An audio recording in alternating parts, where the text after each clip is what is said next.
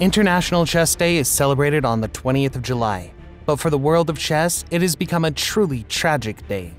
Because the world reigning champion, Magnus Carlsen, officially gave up his title and no longer had plans to play in the matches for title of world champion. Let's analyze what happened.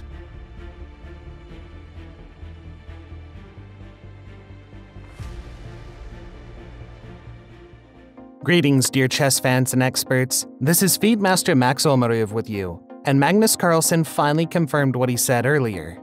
He doesn't want to defend his title against anyone other than Alireza Firouzja, and since the candidates tournament was won by Ian Nepomniachtchi, Magnus did not retract his words, but rather confirmed them. Let's see what the champ himself says about that. The conclusion stands, one that I'm pretty comfortable with, one that I thought a lot about for a long time now. I would say more than a year, probably a year and a half almost, since long before the last match. And I've spoken to people in my team, I've spoken to FIDE, I spoke to Jan as well. The conclusion is, yeah, it's very simple that I am not motivated to play another match. Magnus admitted that the 2016 match against Sergei Karyakin was already a serious challenge for him, since he did not want to play then. He said, "I mostly played that match because other people sort of relied on it.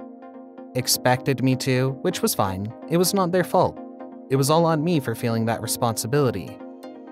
Then Magnus added, "The most fun match probably was the one in 2018, most interesting one, and probably also for me had the least stressful moments because it was the closest one, and it was one that I felt that obviously losing would have been bad, but it wouldn't have been like the disaster that I considered losing any of the. I don't rule out return in the future, but I wouldn't particularly count on it." Magnus also stresses that he's not retiring from chess. He likes playing tournaments much more than matches, so he's got a lot of chess games coming up this year. He plays in the Grand Chess Tour in Zagreb, which has already started, the Olympiad, the Cinquefield Cup, and much more. So Magnus will still be an active player. So what will happen to the title of world champion? Ian Nepomniachtchi, who won the 2022 Candidates Tournament, will play Ding Liren, who finished second in the next World Championship match. They will fight in 2023, most likely in China, but it will not happen soon. And now I would like to show you some memorable moments from Magnus Carlsen's career. This is 2013. Magnus Carlsen won the Candidates Tournament. That was the most interesting Candidates Tournament in history, where he scored equal points with Vladimir Kramnik. But Magnus won with better tiebreak score. That's how he came into a match against Vishy Anand.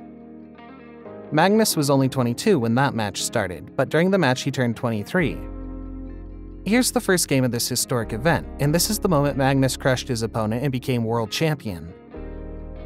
A round of applause and the awarding of the champion. From that moment, his champion destiny began. This is 2021, and it's probably Magnus's last match for the world champion title against Ian Nepomniachtchi. The 11th game, and it's unlikely we'll see another one.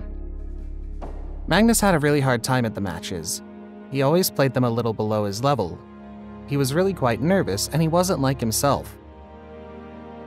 Regardless of that, he always won, but his patience had come to an end, and Magnus decided to enjoy his life. In my opinion, that's an unforgivable behavior for a champion with that level of talent.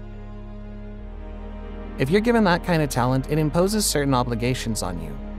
You have to bring joy with your game and continue on your path as the champion for the sake of the legacy. But that's not how Magnus sees it.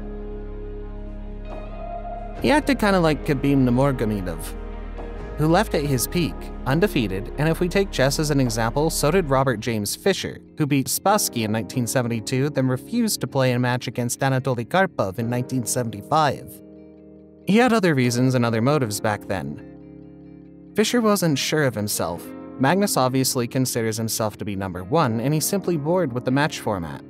He also met with Emil Sutovsky and Arkady Dvorkovich in Madrid. So they had a conversation with him, but they couldn't sell him the match idea, and he'd already made his final decision by that moment. But overall, there's still a little hope that the world champion will want to play again. First, let's remember his 2014 post where he said 2 down, 5 to go. Meaning he wanted to defend his world title 7 times, and he's only had 5 defenses so far. So there are 2 more to justify those words. Although he commented afterwards that it was a joke and not worth taking this post seriously, nevertheless there's a grain of truth in every joke. So let's hope that the world champion will show what he's capable of. He's still young. The guy's 31 years old. He could go on for years destroying all his opponents, and it's very strange that he's completely lost the motivation to play matches. Perhaps Magnus decided to quit like Michael Jordan. Michael Jordan gave up basketball, started playing baseball, and was extremely unsuccessful and then returned to basketball.